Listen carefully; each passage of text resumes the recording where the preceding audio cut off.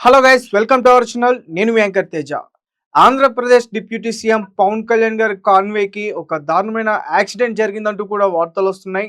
ఇదంతా కూడా రాజంపేట సమీపంలో జరిగిందని చెప్తున్నారు. మరి కొంతమంది సిబ్బందికి తీవ్రమైన గాయాలు కూడా జరిగాయి అంటున్నారు. సో ఇదంతా కూడా ఎంతవరకు వాస్తవం? సో దీనికి సంబంధించి మనతో పాటు మాట్లాడడానికి జర్నలిస్ట్ చరణ్ గారు ఉన్నారు. ఆయనతో మాట్లాడదాం. అన్న నమస్తే.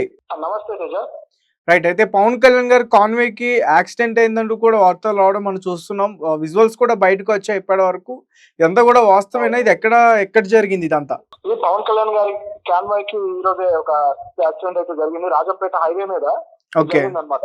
నిజానికి కొద్ది రోజులుగా ఆంధ్రప్రదేశ్ లో గ్రామ సభలు జరుగుతూ ఉన్నాయి. వీళ్ళు గ్రామ సభలు ప్రభుత్వం ఏర్పాటు చేస్తూ వస్తుంది. సో అందులో గ్రామ స్థాయి నాయకులతోటి వీళ్ళు సదస్సులాగా వీళ్ళు మాట్లాడటము, వాళ్ళని మోటివేట్ చేయడము రకరకాలుగా చేస్తూ వస్తున్నారు. ముఖ్యంగా పవన్ కళ్యాణ్ గారు పంచాయతీ శాఖకి ఇదిగా ఉన్నారు కాబట్టి ఆయన స్వర్ణ పంచాయతీలు రావాలి మన రాష్ట్రంలో అని చెప్పేసి అటు ఆయన ప్రయత్నాలు చేస్తూ ఈ గ్రామ సభలు నిర్వహిస్తూ వస్తున్నారు.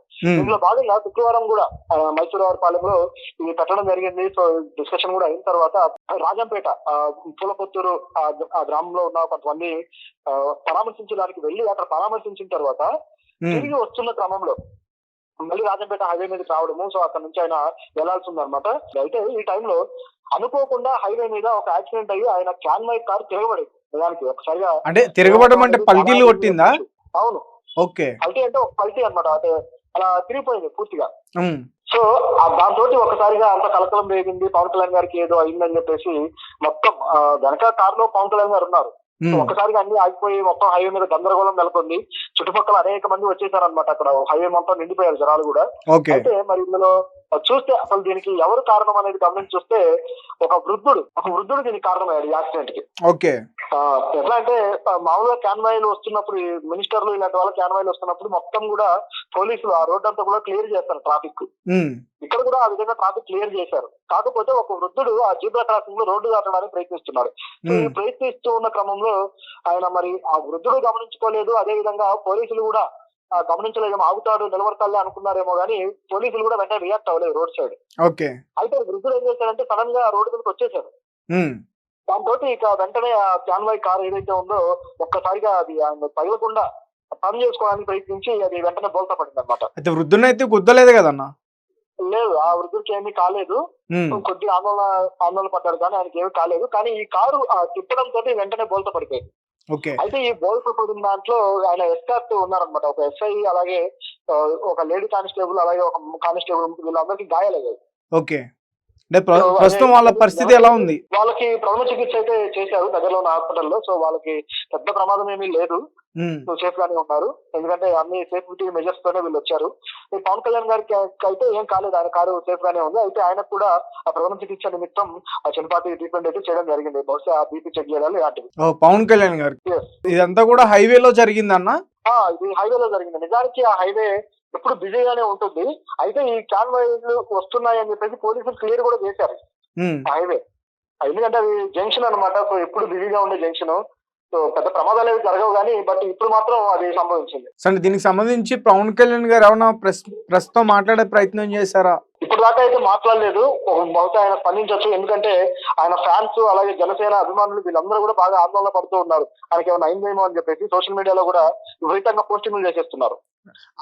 ఆయన ఉన్న కారుకి అయితే ఏం కాలేదు కదా? ఆయన కారుకి అయితే ఏమీ కాలేదు. కాకపోతే ఈ ఆందోళన, అలాగే బయట సోషల్ మీడియాలో వచ్చే న్యూస్ వల్ల ఆయనకి ఏదో అయిందనుకుంటూ ఒక ప్రచారం అయితే జరుగుతూ వస్తుంది. సో పవన్ కళ్యాణ్ గారు దీన్ని అడ్డుకట్ట వేయడానికి అయితే ఆయన ఖచ్చితంగా రియాక్ట్ అవుతారు. బహుశా ఒక హాఫ్ అన్ అవర్ లో రియాక్ట్ అవ్వచ్చు ఆయన. సో నాకేం కాలేదు అని సందేశం ఇస్తే అది మళ్ళీ న్యూస్ అవుతుంది. కాబట్టి ఆయన శ్రేణులు కావచ్చు, అభిమానులు కావచ్చు, పార్టీ శ్రేణులకి అది ఒక ఊరట. రైట్. అంటే ఇది పోలీసుల నిర్లక్ష్యంగా తీసుకోబోతున్నారా? అటువంటిది ఏం లేదండి. ఎందుకంటే ఆ వృద్ధుడు ఆగుతాడన్నట్టుగా వీళ్ళు చూసినట్టుంది. నిజానికి వాళ్ళ ఆయన్ని వెనక్కి పిలవడం అనేది మంచి ఆలోచన. నిజంగానే కొద్దిపాటి నిర్లక్ష్యం అయితే ఉంది కానీ అయితే చూడాల్సింది ఏంటంటే వాంటెడ్లీ జరిగింది కాదు కదా. ఇప్పుడు పోలీసులు నిర్లక్ష్యంగా ఎక్కడో ఉంటే అది వేరే పరిస్థితి. కానీ ఆ వృద్ధుడు అయితే ఆగుతాడు, ఆ రోడ్ పక్కన డివైడర్ దగ్గర నిలబడి ఉంటాడు అని గమనించి చూస్తే ఆయన ఆగి మళ్ళీ సడన్ గా రావాల్సి వచ్చింది. ఓకే. సో దాంతో ఇది ఒక ఇలాంటి ఇది జరిగింది అనమాట. కాకపోతే ఆ ఎఫ్ఐలు వీళ్ళకి పెద్ద ప్రమాదం జరగకపోవడం సంతోషం. ఒకవేళ జరిగితే మాత్రం ఖచ్చితంగా ఇది తీవ్రస్థాయి నిర్లక్ష్యంగా పరిగణించేవారే. మరి పవన్ కళ్యాణ్ గారు దీనికి ఎలా వాళ్ళ మీద యాక్షన్ తీసుకుపోతారో చూడాలి. రైట్. అంటే పవన్ కళ్యాణ్ గారు కాన్వేకి ఇలా అవ్వగానే అక్కడ ప్రజలందరూ కూడా చాలా భారీ సంఖ్యలో వచ్చారని చెప్తున్నారు. అవునవును. చాలా మంది వచ్చారు. సో మొత్తం యువత అలాగే మిగతా పెద్దవాళ్ళు కూడా అనేక మంది వచ్చేసి మొత్తం చుట్టూ ఊగారనమాట. అంటే నిజంగానే పవన్ కళ్యాణ్ గారికి ఏదైనా జరిగిపోయిందని.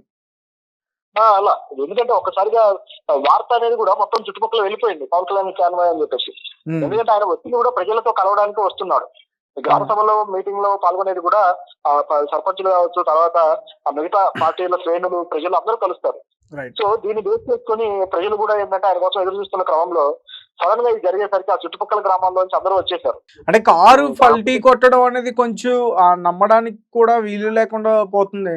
అంటే సడన్ గా బ్రేక్ వేస్తే నార్మల్ గా అది ఎందుకు అలా జరిగిందంటే స్ట్రైట్ గా వెళ్తున్న కారు అదే విధంగా బ్రేక్ వేస్తే జరగకపోవు, కానీ ఆయనను గుద్దకుండా తప్పించడం కోసం వీళ్ళు టర్న్ చేశారు కదా. సడన్ గా టర్న్ చేసి బ్రేక్ చేశారు. కాన్వే దేన్నన్నా గుద్దిందా? లేదు, దేన్ని గుద్దలేదు. సో ఆ కాన్వాయ్ విడిగానే అది టర్న్ చేయడం తోటి జరిగిన స్కిడ్ అవుతుంది కదా, సో అలా స్కిడ్ అయ్యి పడిపోయింది అనమాట. టర్న్ చేస్తూ బ్రేక్ వేసినప్పుడు ఇలాంటి ప్రమాదం జరుగుతుంది. డైరెక్ట్ గా బ్రేక్ వేస్తే అది వేరు, లేదా టర్న్ చేసిన తర్వాత బ్రేక్ వేస్తే వేరు. ఈ రెండు ఒకేసారి చేసినప్పుడు ఏమవుతుందంటే సడన్ గా తిరిగి ఆ స్పీడ్ కంట్రోల్ అవ్వక అది బోల్తా పడిపోతుంది. అది ఇప్పటి వరకు మనం చూస్తున్నాం. అంటే పవన్ కళ్యాణ్ గారికి రీసెంట్ గా కూడా సెక్యూరిటీని పెంచారు అని కూడా మనం డిస్కస్ చేసుకున్నాం. అవును, అంటే ఆయనకు సెక్యూరిటీ ఇప్పుడు డిప్యూటీ సీఎం కాబట్టి ఆయనకి జెడ్ కేటగిరీలో చాలా భారీ స్థాయి సెక్యూరిటీ అయితే ఉంది, ఆయనకి ఏ సమస్య లేదు. అయితే గతంలో కొన్ని వార్తలు కూడా వచ్చాయి, పవన్ కళ్యాణ్ కి థ్రెట్ ఉంది, సో అలాంటి వార్తలు అయితే కొన్ని వచ్చాయి, కానీ దానికి సంబంధించి ఏ వివరం లేదు. ఇది మాత్రం యాక్సిడెంటల్ గా జరిగిన చర్య అంతే తప్పితే ఇది ఏదో వాంటెడ్లీ ఎవరో చేశారనడానికి మాత్రం ఎటువంటి ఆస్కారం అయితే లేదు. ఓకే అన్న, thank you. Okay. So guys చూసారు కదా, ఇది పరిస్థితి. పవన్ కళ్యాణ్ గారు కారుకి అయితే ఏం కాలేదు. ఆయన ముందు వెళ్తున్న ఆయనకు సంబంధించిన ఒక కాన్వేలో సెక్యూరిటీ సిబ్బంది అంతా కూడా ఉన్నారు, పోలీసు సిబ్బంది అంతా కూడా ఉన్నారు. సో వాళ్ళకి కొంచెం గాయాలని, అందులో ఒక లేడీ మహిళా కానిస్టేబుల్ కూడా ఉన్నారని చెప్తున్నారు. సో వాళ్ళందరినీ కూడా హాస్పిటల్కి తరలించారు, వాళ్ళ పరిస్థితి బాగానే ఉంది. అలాగే పవన్ కళ్యాణ్ గారికి సంబంధించి ఆయన బీపీ ఎలా ఉందనేది కూడా చెక్ చేశారు, అంతా నార్మల్గా ఉంది.